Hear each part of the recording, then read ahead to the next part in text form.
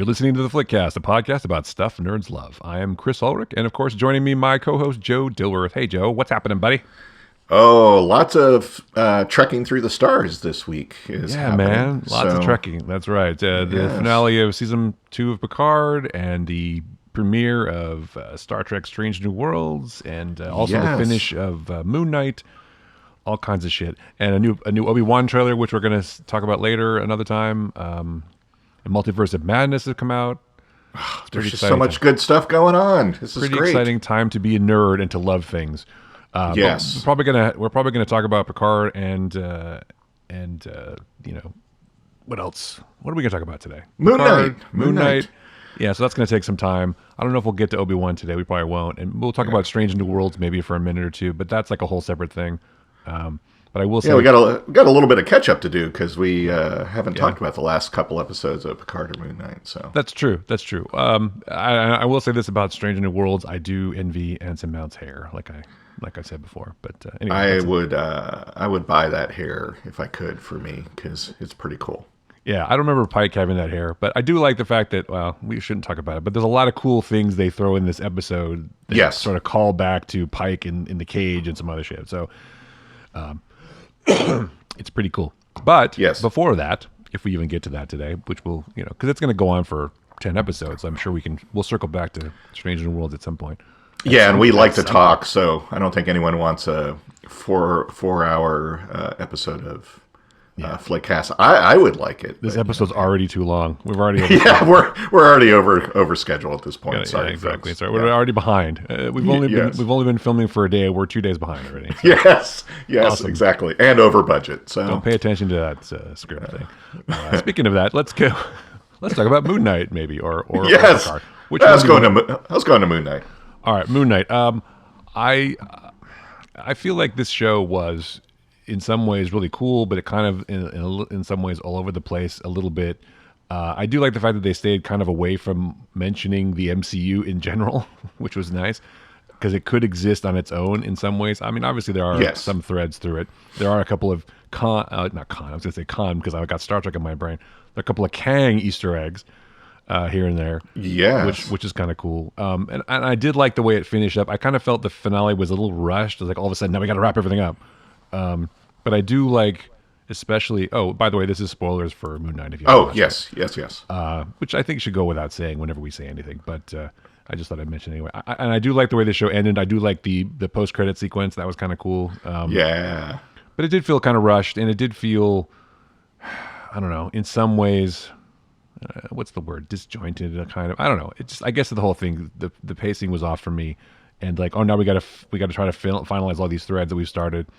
And Harrow was a interesting kind of villain, and then so what really happened? It was like one layer of fuckery on top of another. So I'm not 100% sure what happened, but I still enjoyed it. And if there is a season 2, which maybe there is now, I don't know. We'll see.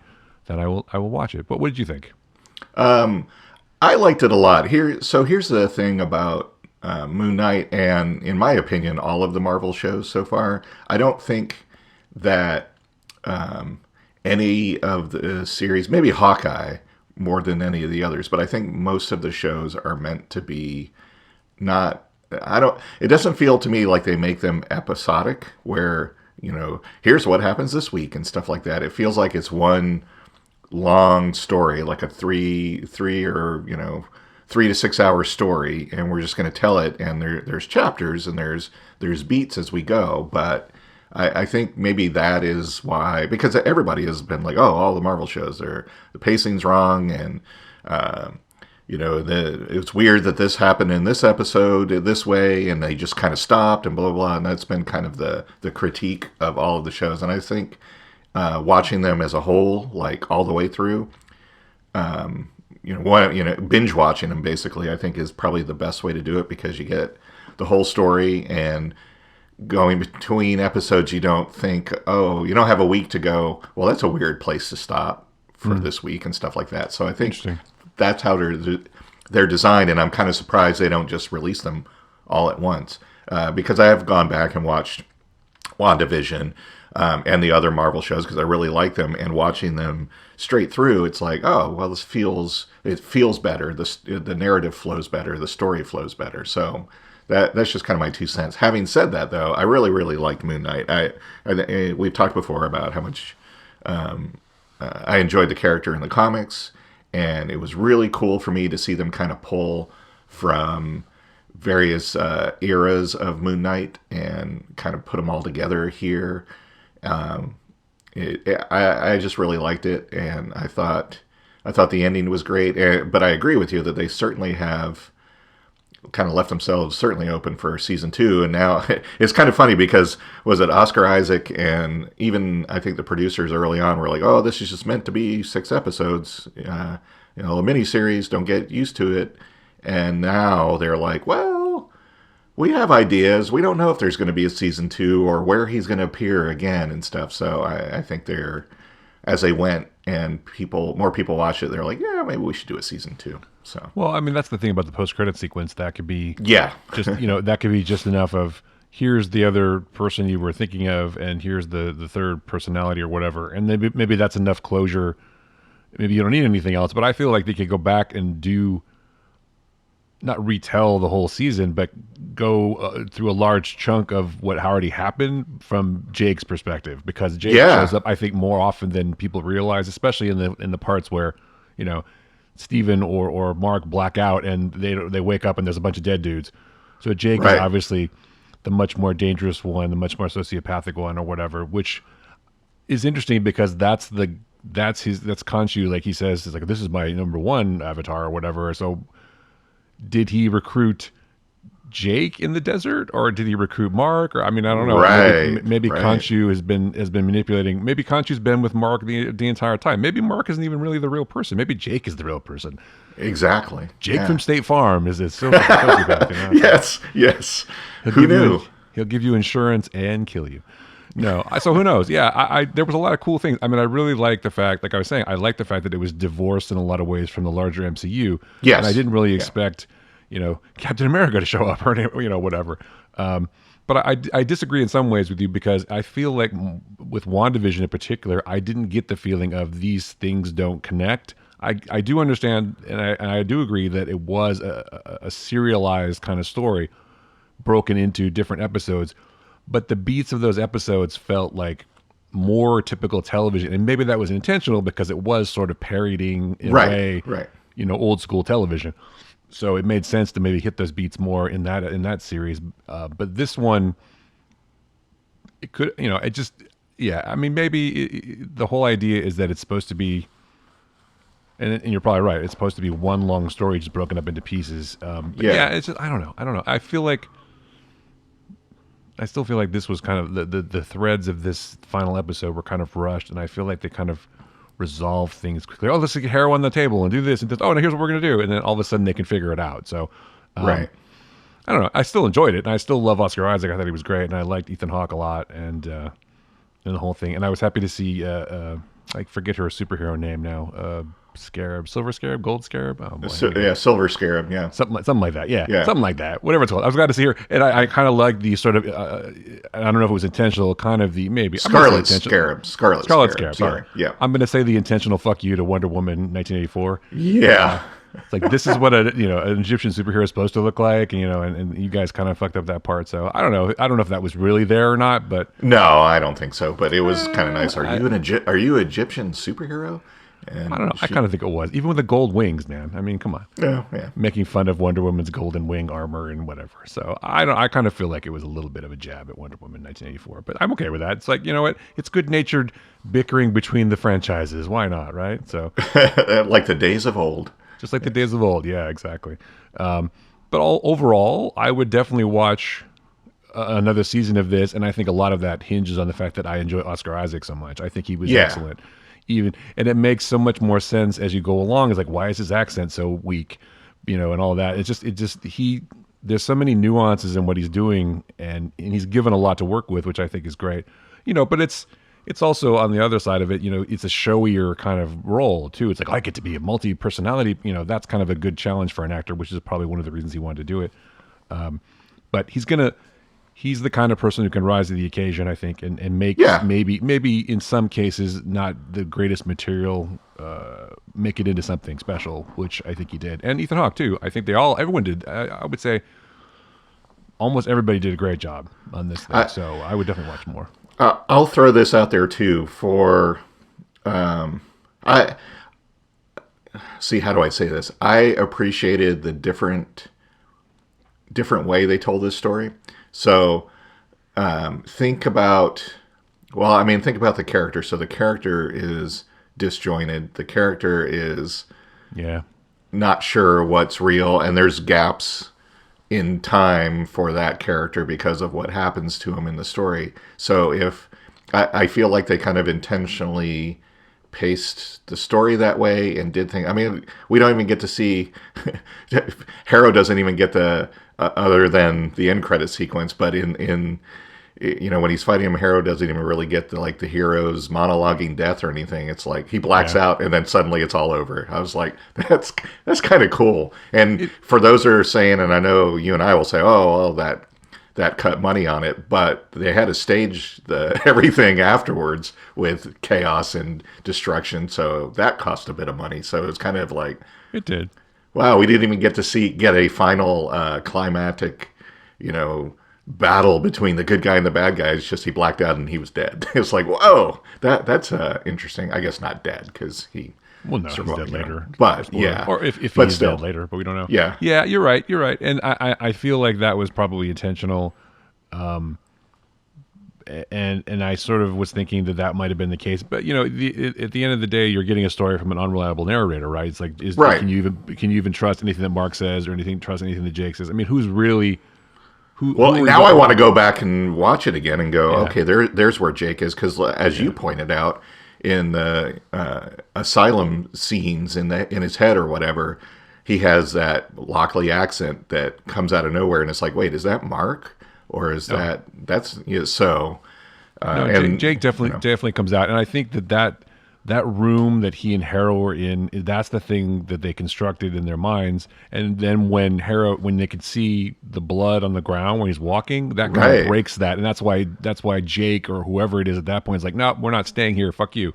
Yeah. And then he wakes up wherever he was, and then then the story continues. So that's what I mean. All of this could have been easily in someone's head, or most of it, or some of it, except the parts where Jake and Mark are not in the scenes. I mean, there are some scenes where they're not in it. So I feel like a lot of it was real, quote unquote, but there was also a lot of stuff that happened, or maybe it's just Harrow making it all up in his head. Who knows? Could be. Because it would have been funny because if he got shot and the whole screen went to black, because it's like, Harrow's dead, so the whole thing's gone now. So Sopranos ending is what you're saying. Sopranos ending, right? So you can make the case that Tony Soprano was just in a mental institution the entire time. That would have been interesting too. Yes, that's it. He's been euthanized. He got a lobotomy, and that's the end of Sopranos. And then he's like, don't stop believing. He has these delusions that he's a mob boss. Yeah, right. Exactly. Because of his issues with his mother. Right. He needed to exercise some control in his subconscious, so he created an alter of Tony Soprano so he could go out there and be in charge. Wow. At the end, he's not assassinated. He gets a lobotomy because it's an insane asylum in the 50s and 60s, like in not Clockwork Orange, but in the Jack Nicholson movie. I'm totally forgetting. One Flew Over the Cuckoo's Nest. Yeah. So it's just like that. So he gets a lobotomy, and that's the end of the show. And then that's why the thing goes to black, because he's no longer delusional, but because he's no longer conscious. So there you go. Anyway. Or he's imagining the whole thing as he's dying in Vietnam. That could be too. Then it's like there's a deep. I was going to say there's a deep dive for you. So I got it, Jacob Platter. Yeah.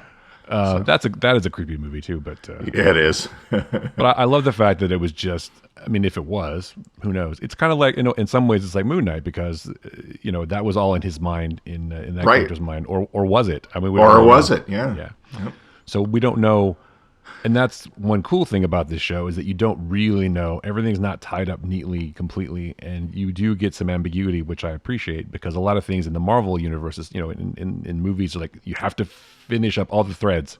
Right. But this is like there's a lot of dangling stuff, and you can make the case that you could come back with season 2 and tie a lot of it up with Jake. I would like to see them come back and do maybe more stuff with Jake's POV and see where he came from, because you could do a whole season of just that, really, and how it intertwines with all this. So that would be fun. Exactly. Yeah. No, I'm totally on board with that. I guess the bottom line is I'll happily watch more Moon Knight in whatever.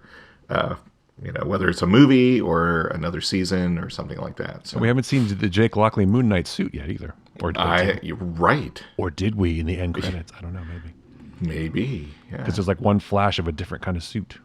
Exactly. I did think that was fun when they're fighting, and to show that they've unified. They keep switching between not just personalities but the suits. And that was kind of cool. Yeah, well, like even Steven's like, oh, if you've got this, then I do too, and he just realizes that we're all the same person. So why am I afraid? I can fight too. Exactly. So yeah, there was a lot of things to love about it, and yeah, I would say one of the major things was Oscar Isaac. Absolutely.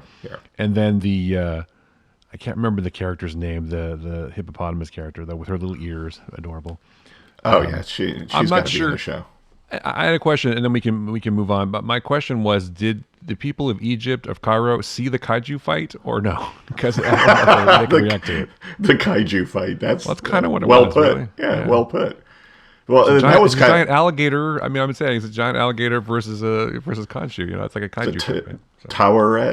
Taweret. Yeah. She was pretty great. But yeah, no, I agree with you. That was kind of fun too. Is like you got a kaiju fight mirroring the actual fight, so that was kind of neat. So well, that's very not just in the Egyptian mythos of gods, but it's like the human struggle mirrors that of the gods, but it's on a human level. Like they're having the same kind of struggle, and there was some really good imagery, like when they're running towards each other on the side of the pyramid, and it kind of tilts, and then they have that big kick or that knee in the face and stuff with the moon behind. I mean, it's visually there's a lot of cool visuals. And it's very, it's very comic book stuff, which I appreciate. Obviously we love that stuff, but yes, it was cool. But I don't feel like the humans in Cairo were seeing the fight. I think it was the same situation. Like you couldn't see those monsters in the street fight before. And only if the gods wish you to see them, then you can see them. So exactly. Otherwise, I think they'd be freaking the fuck out a little bit more than they are. And moving away. Okay, we're good. Thanks. Yeah. Well, I think it's about time to go move to another country because this is a little too whack. It's a little too whack. Let's go someplace else like New York where it's perfectly safe. No. Yes, there's nothing weird going on there. Or upstate New York's fine too. Is it still a crater? Because I'd like to live there too. Sure, we can build a house there. That'd be great. Yeah, it's perfectly safe. But yeah, it was fun. I guess my final sort of thing about a show, if I like it a lot, is that whether it was fun or not, whether it was that's a big deal for me, whether things are fun or if they're like a slog to get through. It's like, oh no. Yeah. So this was a fun show. It was fun, and there was a lot of fun things to look for, a lot of cool Easter eggs to look for, like the barcode things you can scan. That stuff is cool to me. I like that. Anything that uses tech, especially. Well, there's that in this finale. There's that barcode thing that's by the door, and if you scan that, I saw this on the internet, so I didn't figure this out myself. Well, it must be true. Yeah, if you scan it, it gives the Moon Knight a Moon Knight comic book where Moon Knight fights Kang the Conqueror. So nice. Another Kang reference. Besides that jacket that kid's wearing in the fight, which is Kang's alter ego in Egyptian. Yep. In the Egyptian mythos. So I mean, Kang is going to be a big villain in the MCU, obviously, coming up. So he's already appeared in Loki. Greatly enjoyed Moon Knight. We'll rewatch the season, and I would be happy to see more. Do you say the same thing about Picard though? That's the question. Because I won't immediately rewatch the second season of Picard because I'm going to wait. Now that I know it's definitely 3 and done, I will wait till the end of the next season, and then I'll probably watch the whole series, all 30 episodes, again through. All right, so we can talk about Picard now if you want. Spoilers for Picard. Here, one of my biggest questions and one of my issues with time travel stories is the idea that you're not trying to break the timeline, yet you continuously break the timeline doing things, and secondly, how could the Borg Queen be Jurati at the end of the show if they hadn't gone back in time already? But if they went back in time, if they didn't, you know what I'm saying? It's like a paradox. She can't be Jurati, but then not be Jurati. So that's a problem with time travel stories. At least they try to sort of address that in like Voyage Home or something, where But then they kind of brush it aside too. How do you know he didn't invent the thing? Scotty says, like, right. Oh, good idea. Yeah. See, the same thing there. How do you know that? Well, you don't. But the whole idea that, and I'm a little bit bummed out about some of the characters that supposedly aren't returning for season 3, like we talked about with Rios before. That's kind of disappointing. And they kind of explain away his story a little bit. It's nice to see Guinan again, though. Whoopi Goldberg is always great. Yeah. But doesn't that change the timeline? I mean, that character wasn't supposed to exist, and that whole thing that they created wasn't supposed to exist, right? The whole thing. So how does that not affect things in the future? Maybe it doesn't. I don't know. It just seems like there was a lot of paradoxes. And I think I've been trying to pinpoint where my not dislike for this show. It's not dislike at all. In fact, I love the show. It's because I love Patrick Stewart and I love Star Trek in general. But I think it's just I feel like Picard is really like sort of almost deteriorating before our eyes, and it's sad. I think that's what I'm reacting to mostly. Is I don't like to see this once powerful character sort of reduced to kind of like a secondary character in a way, because he doesn't really do that much in this season. I don't think. I think a lot of the other, especially the action stuff, obviously you can't do that.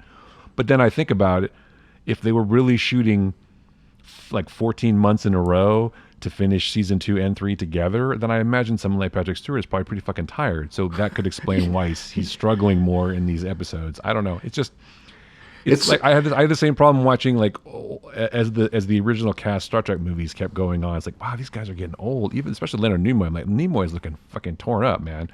Because I mean, Bones was already kind of old in the beginning, but Nimoy was looking old, and Shatner too, but not as much.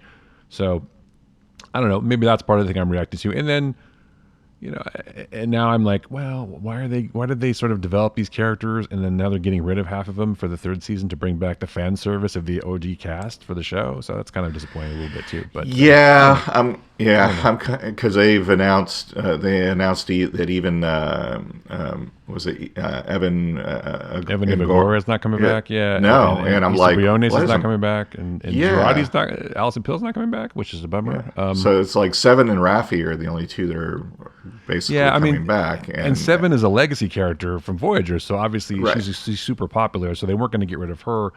I do like the fact that they sort of like, what do you do with the Federation's greatest villain, the Borg? Like, how do you evolve them as a character, I suppose?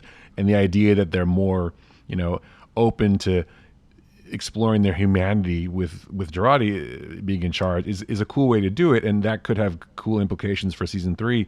But she's not coming back, and I'm like, well, of course, people lie too, because. True. Good old Will Wheaton always says, "I'd love to come back to Star Trek someday." And guess I'm just going to say this right now, that asshole. And I say that in a good-natured way because I thought you were all about don't be a dick, Will. That was kind of right, and you just broke your first law. So way to go.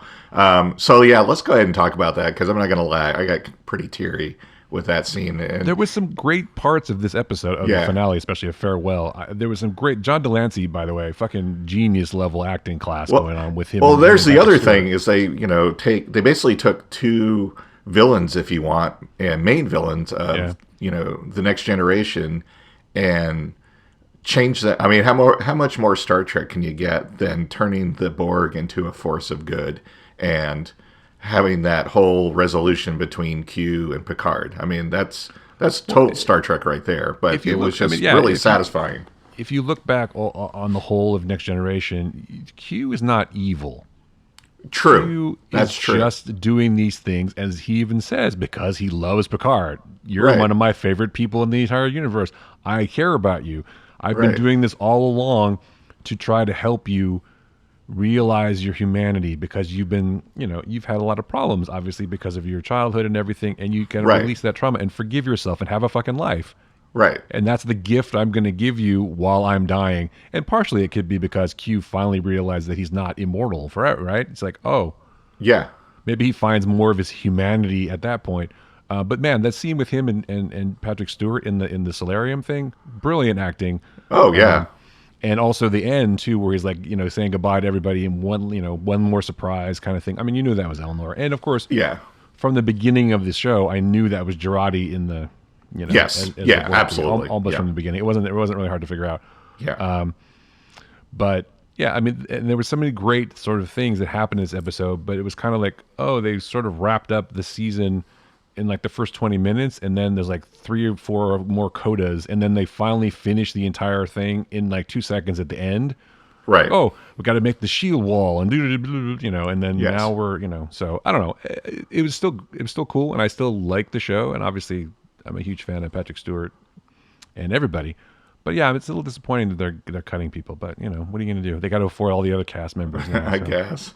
I don't know. I really liked the ending. It felt to me, it felt mostly narratively satisfying and emotionally satisfying. And honestly, I don't really care about like, well, how does that actually work with time travel? To me, it worked in the story. I thought it was pretty great.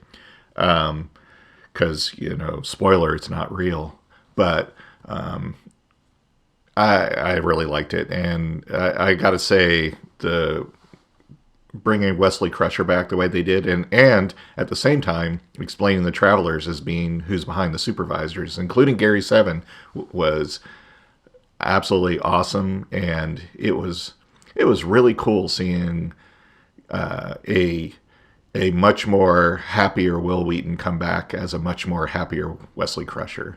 Yeah, definitely. And just knowing maybe it resonates more because I've followed his blog, I've read his books, and I know the struggles he had and why he left the show and how much he regrets it, and the things that he's done to repair those relationships and his life over the years. To being able to get that like in continuity of Star Trek acknowledged and move forward was pretty powerful and pretty awesome. Now I want to see a series of Crusher and Kore going around through the time space continuum fixing things. That would be awesome. So you might get it. I mean, she said you can't necessarily believe what actors tell you whether they're in things or not. But she said, well, I'm saying farewell to my character, but she didn't say anything about Kore, right? So right. Who knows? I mean, yeah, you're right. They could come back in season 3, and Wheaton was perfectly able to hide the fact that he shot this like a year ago, and it wasn't that big a deal. So I think maybe you'll see people because the Borg Queen can come back. I mean, who knows? Even though she said I didn't shoot scenes for this, and people do make stuff up. So we'll see, but it's not going to come out till next year. I have a long way to go. But yeah, I mean, narratively speaking, I didn't think this season was maybe as good as the first season, and I don't think they gave Rios a lot to do, and I don't think they gave. I mean, they kind of binged Elnor for most of the show, and they got rid of a lot of the characters because I don't think they knew what to do with them. And I don't know that Brent Spiner, as much as I love Brent Spiner, I don't know that Soong was like necessary for this entire show. It's like, why is he? It could have been anybody. It could have been any sort of evil doctor. Well, they kind of went two-dimensional with him. He was almost. It could have been anybody. Yeah, it could have been just evil doctor of the week kind of thing. It didn't have to be Spiner, and it didn't have to be Soong. And it's like, what? Why didn't you give him a mustache tutorial while you're at it? Well, right? Especially at the end, it's like, well, doesn't my money buy me? I think they were just like trying to channel Elon Musk or something. I don't know. I know. Yes. And no disrespect to Brent Spiner, he did whatever he could do with the material, but he wasn't given a lot to do, and his motivations seemed kind of weird. I mean, he had some things to do, and then all of a sudden they have this, like, he has these drones, and that's the mission that the 3 sort of side characters are going to go do. And well, at least Picard got to do something at the end, but I don't know. And he falls in love finally, and all that stuff. And now it sounds like Orla Brady isn't going to be in season 3 either, and I'm like, well, how are you going to? I don't know. Well, I don't know about that, but even just because she posted stuff on Instagram like she was in Ireland or something. I mean, how many? I think she'll be back, but maybe the idea was that Picard at least learned that he has the capacity to love and accept love, and then because he hugged Q, which I thought was nice. Yeah. That was cool. I mean, you know what? I'm just happy. That could have been the whole show. Honestly, that could have been the whole episode. I wanted to see the closure of these characters that have been, part of our lives for 30 years. And the idea that Q all this time was just, I love you, man. Right. We're good. He's like, I'm gonna die, and the last thing I want to do is, free you and give you this gift. And it's like, man, and again, it's like.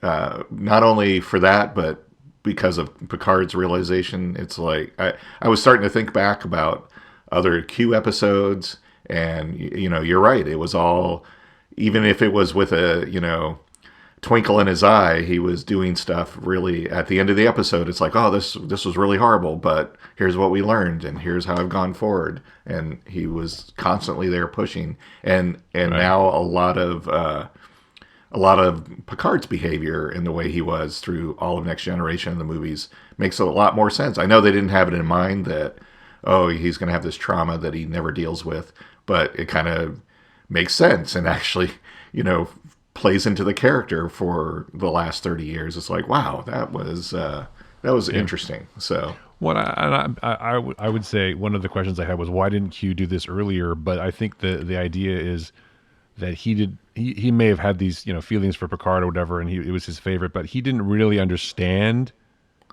the idea of death, and he didn't understand the idea of humanity as much as he was confronting his own mortality, and that's what it took. Yeah. And that's why it happened now instead of when it happened, exactly. 30 years ago, when Picard was younger and he could have enjoyed himself more.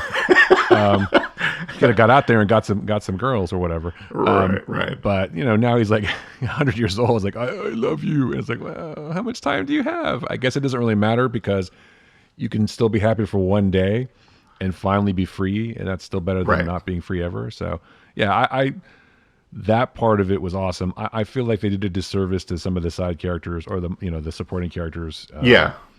They kind of shelved Rios, which I don't, which I can understand if he wanted to leave the show for some reason. It's like, I'm not really doing a lot, and he went on. He's on the flight attendant, I think, on HBO Max now. Yeah, apparently he was shooting that while they were shooting season 3 of Picard. So that well, that's true, and also it could have been a scheduling thing too, because COVID messed everything up. Which is why they didn't even. Which is why they had to do 2 seasons in a row, basically, of this, because they waited so long. So that could have been a problem too. Maybe they had to write him out, and that's why he stayed behind. I don't know. I'd like to see more Elnor though, but whatever. I mean, maybe he can always come back later. He's young, right? He can come back in another show. Yeah, and I mean, I've always kind of had in the back of my mind, I'm like, I know they're pretty firm on this being 3 seasons, but there's nothing to say that if the actors are willing, that any of the characters they could spin off and do their own shows afterwards, right? So they could Elnor could show up in another Star Trek show, absolutely. Yeah, I mean, he can't show up in Strange New Worlds because that's in the past, but.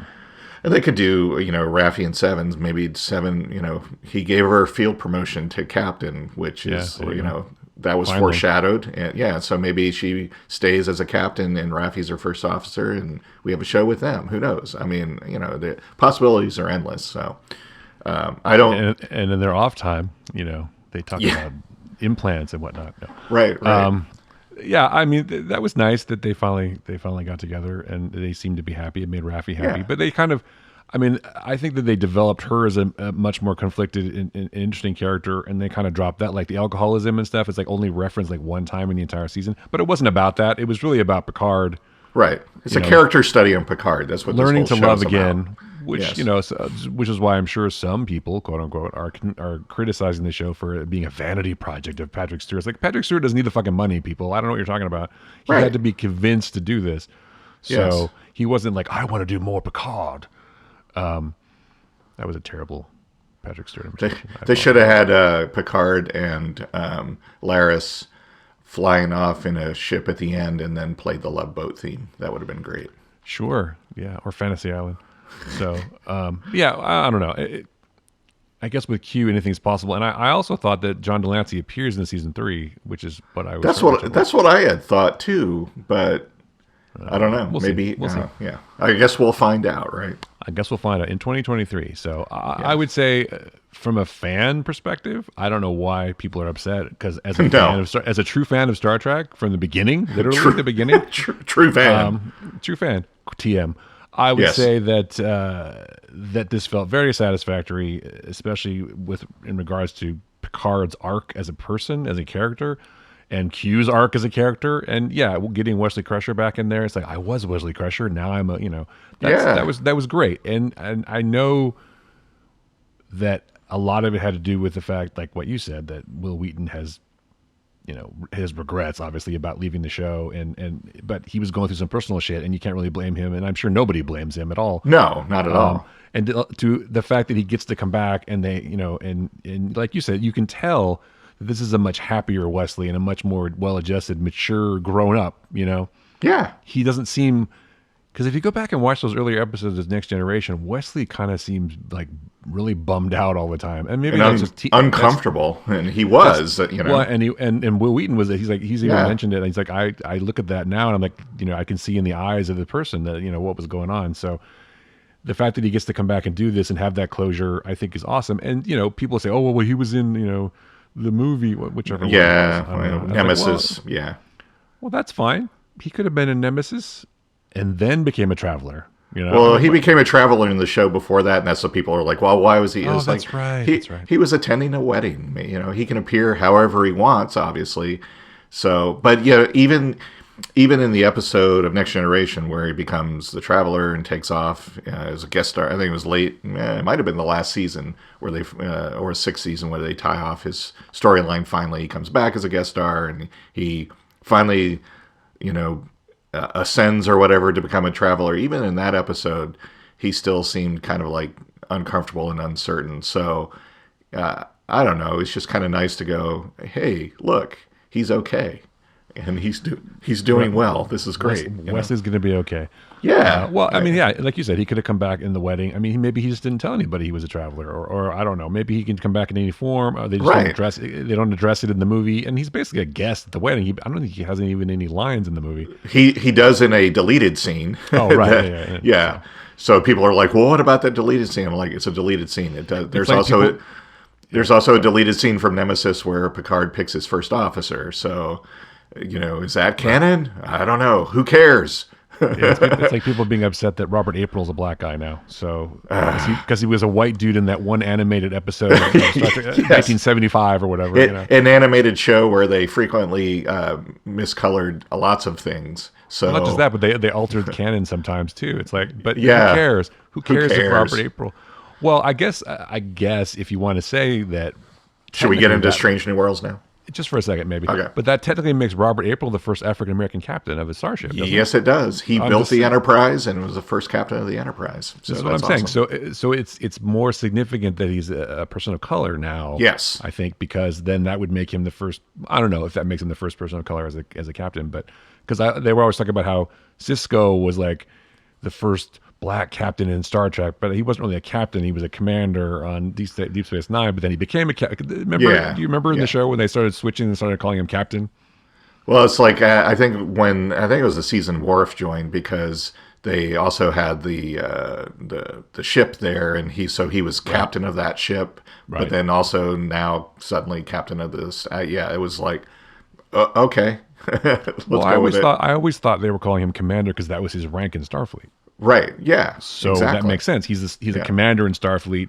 So, but I think he did get promoted to captain. Right. So in theory, they could call him captain because he's now a rank of captain. So but why would they call him that on the station? I guess because that's his rank. Even the Starfleet people would call him that. So it makes sense. It was kind of weird to me when I originally watched Deep Space Nine as a kid, but now it makes more sense because I've been, as you know, as I've told you, but other people don't know this, but I've been going back to every episode of Star Trek and all the movies. I'm watching it all over again. Nice. So I'm in like season 4 or 5 of DS9, and I've gone through almost all of Next Generation. I'm actually watching Enterprise now, and Enterprise isn't as shitty as I thought it was when I was younger. Cool. It's got some, I may have to rewatch that. It's got some terrible episodes and some like questionable ideas of yes, we need to sex it up. And like in the first episode, they got to go into the bio containment thing, and they got to rub gel on each other. I'm like, what the hell?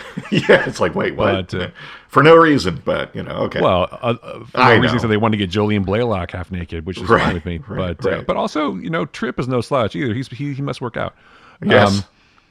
But there's a lot of things. Archer, I think, I appreciate Scott Bakula more as a captain in Star Trek than I did back then. I'm not sure what I was thinking of when I watched. I think I had just come off of Next Generation, and I had come off of Voyager and everything or whatever. Oh, maybe Voyager came. No, Enterprise was after Voyager. So I was like, well, this is interesting. The technology on this ship is actually better than the one in the original series, and I don't know. Anyway, But yeah, I don't know why I have a bug at my butt. I've watched all the movies again.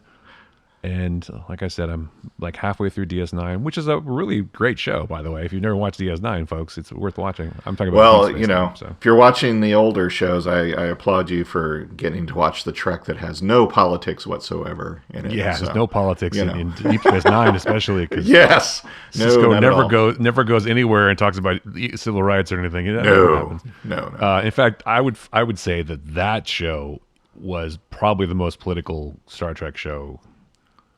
Oh, up to this point, because of Avery Brooks, especially, it's like you can explore all these things, and there's some really good episodes where they explore civil rights and they explore all that.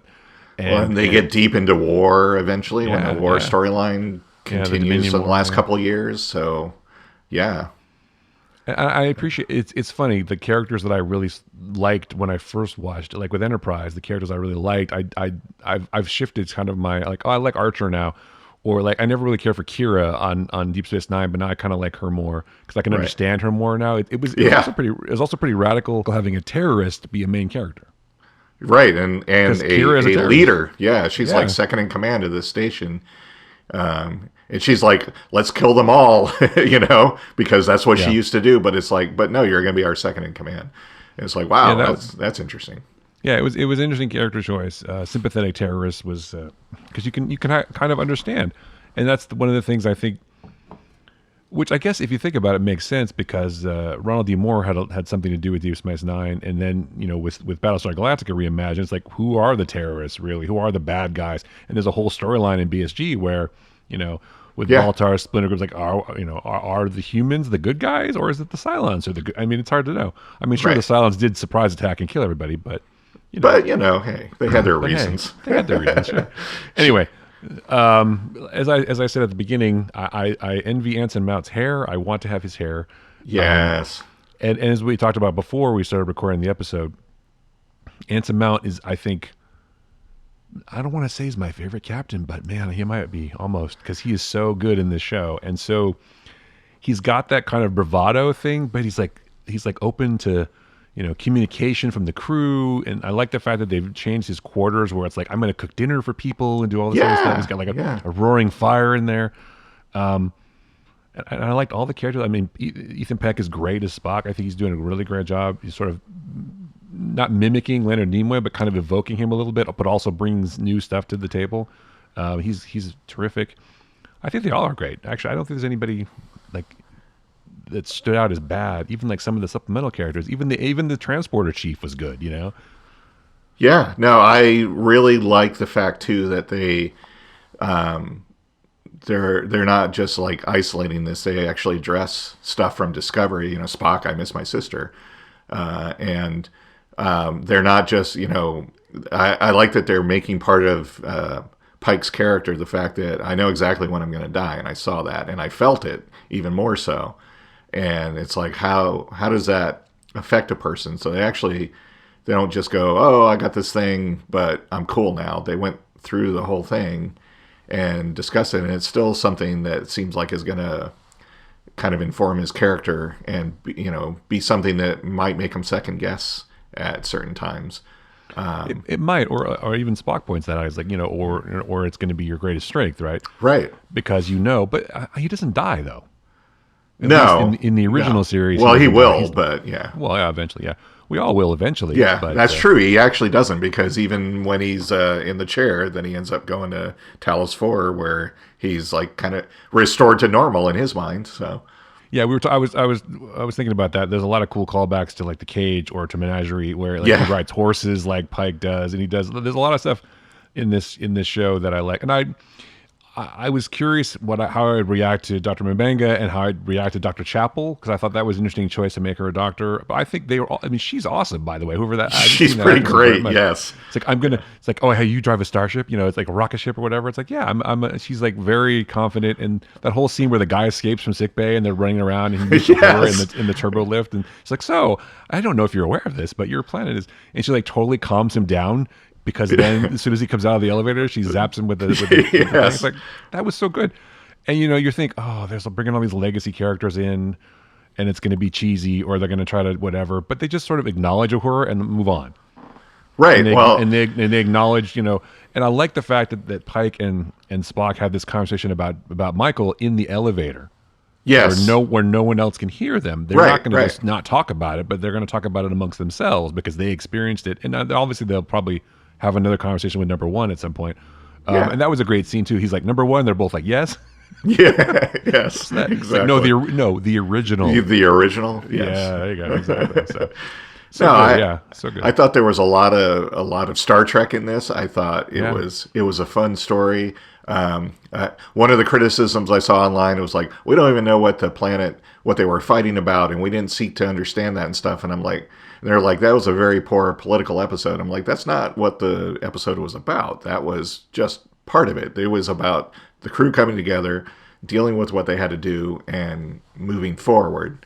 Right. So it's like that. Well, and violating the Prime Directive, really. I guess or General Order 1, which now is the Prime Directive. Yeah, because my apologies. Yeah. You fucked up, so now we got to rename this to make it even more stern, more clear that this is something you don't do. Yes. Well, I was thinking about it. It's like, he brought the bigger stick, which is kind of funny, but I don't know that Picard would have done that, and I don't think like Cisco, Janeway, none of them would have done it. I think Kirk might have done it. Maybe, but Pike's like, screw it. Let's just, Well, you could make the case that they're not a developing, society, right? Because they're about to destroy each other. So technically their development has been stunted. And plus, like they talk about, like April talks about, we caused this in a way. And so we're going to deal with it, which is the loophole they get right at the end. Right. But don't do it again, though. Captain. But I feel like that's interesting because I don't know, like you said, maybe he'll be more cautious, but maybe he'll take more chances because he knows what his fate is in some ways. Maybe he'll be less afraid of doing what's necessary. But that's a great part of the character, I think, that knowing your mortality and knowing kind of when you're going to die, or at least not die, but at least be taken off the board. So yeah, I mean the fact that we get a whole season of this, and then another season already where James T apparently is going to show up at some point. So the Kirk fake out was great. They kept talking about Lieutenant Kirk is on board. Well, he's coming to the bridge, and it ends up being Kirk's brother. I especially am happy by the fact they gave him a mustache because the only time we've seen Kirk's brother on screen was as a dead body, and it was Shatner with a mustache. Yeah. So the fact they gave him a mustache was just that was pretty awesome. And apparently he's going to be recurring this year, so we'll get to see more of Lieutenant Kirk. Yeah, it's cool. I mean, because obviously what happens to Sam is he ends up going to a different planet and dying. So they find him. I can't remember what. But not for 10 years. So. Not for 10 years. Yeah. So, but we will see James T. Kirk in the second season. He's already been cast, and they're already filming with him. But that's what I liked about it. They definitely. They acknowledge what happened, and I like the sort of retro, futuristic look of the ship. They still have. I mean, you look at the Uhura station, for example. She still has those little red and green buttons on the thing, which I thought was awesome. Yeah. So that's just like they're trying to make it as if, it could take place in the same timeline as the original series, but it's like we have this more modern technology where we can update stuff too. Yeah. But they still have the same communicators practically, which I thought was awesome. I don't think there was anything about this episode I didn't like. I think it was really well done. All the actors were awesome. I'm really happy that they, decided to come back with Anson Mount and with Ethan Peck and with Rebecca Romijn as number one. I think if I had any, not criticism, but I sort of was bummed out that she got sidelined for a lot of this episode. And that we got to meet this new character, which was awesome. But now it's like, I kind of want her to be number one. Yeah, now you're going to be demoted. Yeah, why you got to demote her? Yeah. But they handle that. It's like, oh well, you lied to me or whatever. And I'm like, well, if you just bothered to read the report that was on your pad, you would have seen down in the fine print that she knew from before. Yes. But no, you can't be bothered to read. No one has time to read, Captain. Right. So I mean, it was right there. So, but obviously they had to keep both of them. They're not going to get rid of Rebecca Romijn, but I like the new character and that whole idea that she played, oh my stomach, oh help me, blah blah blah. It's like it was great. The whole thing was great. Yeah, I am very happy. I like all of the characters. I'm looking forward to exploring them. I'm extremely happy we get, even though he's been mentioned before and seen in animation, we actually get Robert April as part of the story. He's recurring too, so he'll show up some more. I totally like the actor playing him, Adrian Holmes. He's fantastic. So he was good. I'm totally on board for this. It was a lot of fun. Again, I also really love Discovery. I've loved Picard. I just like the fact that, this is kind of their mission statement. It's like, we're going to give you a lot of Trek, but it's all going to be kind of have its own thing, its own tone. And I think it can coexist with everything that's going on now. And the fact it's already got season 2, I expect this one's going to be on the air for a while, or on the air. Is that even a thing anymore? But if they can keep up this kind of thing, and they can keep it being interesting like this, I think it'll go a long time. Because I can't say enough good things about Anson Mount. I think he's terrific. Yeah. He's really charismatic and very commanding as a captain, but he doesn't mind listening to other people. That's one thing that I think Kirk was lacking. He was not a team player as much. He was very, very much of a lone kind of wolf. And Picard maybe was almost too collaborative sometimes. But this guy Pike strikes a good balance between, this is what we're going to do, but also, oh, you think we should raise the shields? Okay, let's do that. Yeah. Good idea. I'll take ideas from anybody, especially since you just, saved the ship practically, because we've got hit by these missiles. He's more of a team builder, right? He's a team builder. He's a people leader.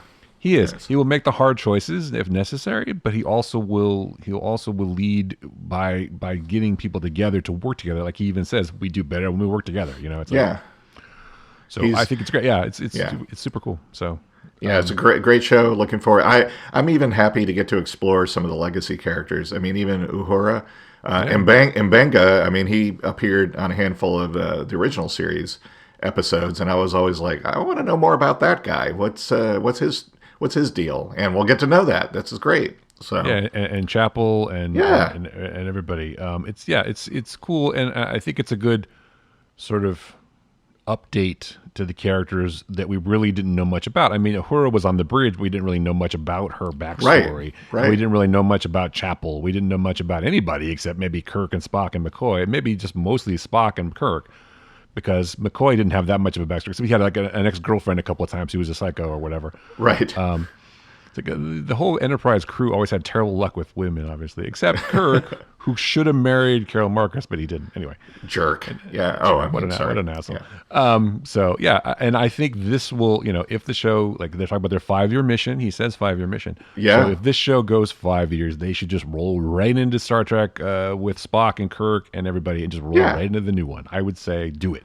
And continue that as a show. Exactly. Oh, no, I agree. I can do that for another 5 years, because they're already going to establish Kirk. They've already got Uhura. We just need to meet a few more people, right? Yeah, absolutely. Engineer Ensign Scott will show up at some point, and Dr. McCoy will roll through at some point. They're all going to roll through at some point. Absolutely. And that's perfectly fine. And you got half the crew already, so why not just keep going? I'm not saying I'm going to miss. I'm not trying to sideline, Pike. I'm not trying to sideline Anson Mount at all, but he can't last forever, because eventually Kirk takes over. Right. And I guess the real sort of test will be for Paul Wesley's what he does with Kirk, because I'm really curious now to see that characterization, because Anson Mount is so strong. I kind of sad that he can't play Kirk, frankly, but Well, I agree with you there. Absolutely. So, yeah. Anson Mount for all the things. Right? Yeah. Yes. Anson Mount and Idris Elba. They should be in a movie together. Yeah, and Michelle Yeoh. They should all just do stuff. Dude. Yeah. What movie could Anson Mount and Idris Elba and Michelle Yeoh be in together? We got to think about that. That is cool. We'll plan that out, because I would watch. That would have to be a franchise of movies, because there couldn't just be one. That wouldn't work. Well, Idris Elba is a Star Trek character now, so he could come back. That's true. I can't remember if he. Well, he's in the Kelvin universe, so it doesn't matter. He could. So did he die at the end? I can't remember. I don't remember. Anyway. He did, but even though he's in the Kelvin universe, his character can't exist in the Prime, because he was around during the time of Enterprise, which is before the rift that changed time. See, wow, gets complicated. Right, because he was a Mako, right? Like when they had Enterprise. Okay, so that's fine. So yeah, he could come back, absolutely, and you could get Michelle Yeoh as her character. They're making her. They're still developing her series, Section 31. But what if part of their mandate is she goes through time through the Guardian of Forever to do stuff, and so she recruits Pike, and then she recruits Idris Elba's character and stuff like that. And recruits Wesley Crusher. Yes, or he recruits her. There you go. Oh, man. The possibilities are endless. Yeah, see, that's what I'm saying. None of these characters necessarily have to be done when their storylines are done. Well, that's true, because if we learn anything, it is a multiverse, right? So you could have all the characters back from... I mean, Santiago Cabrera's character could come back. Rios could come back in a different show. Yeah. Everybody could come back. Everyone gets a new show. Everybody gets a show. You get a spinoff. You get a spinoff. Yeah, yes, exactly. So anyway, but for now, I'll be very happy. Yes. Strange New Worlds is probably the first show in a while that I'm like, damn, why do I have to wait a week? Exactly. Yes.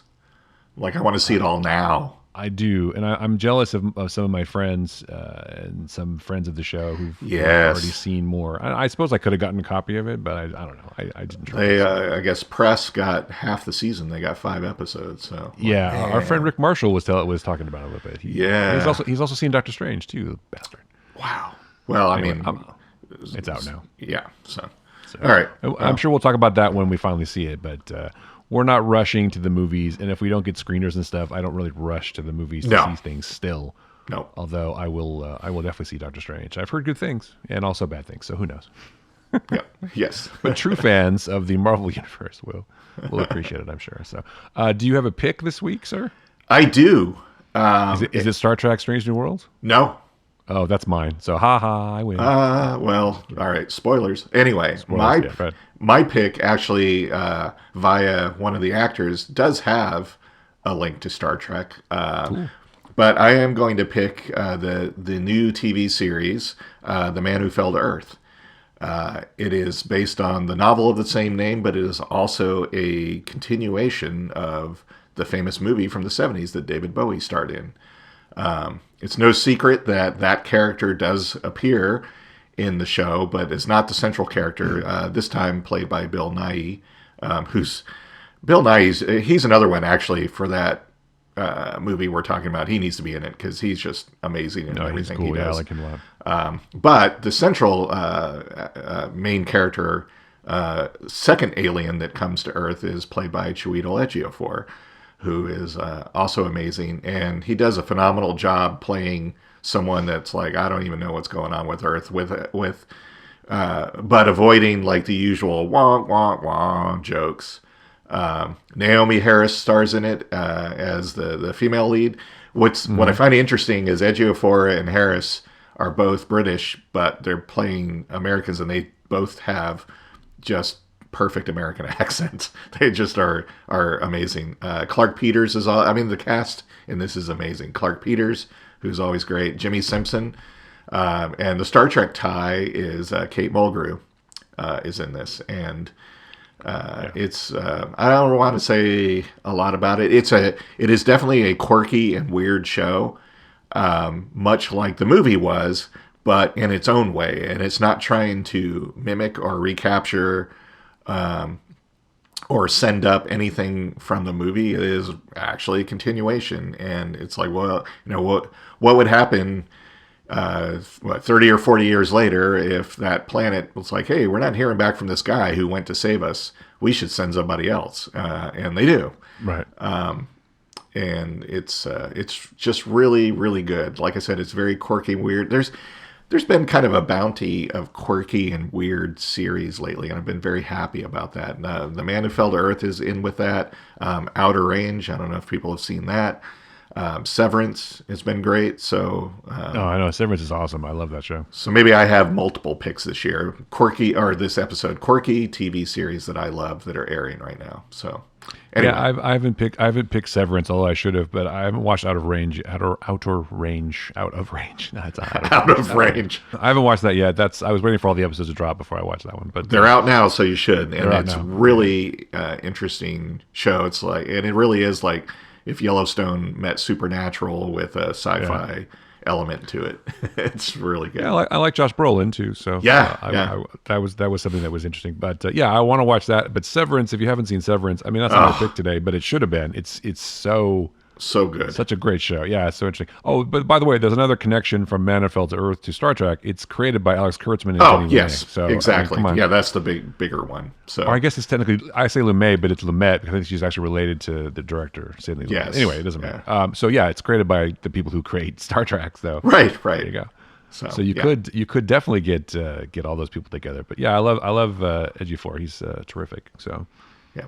He's a terrific actor. They're all, there's so many good working actors in the world.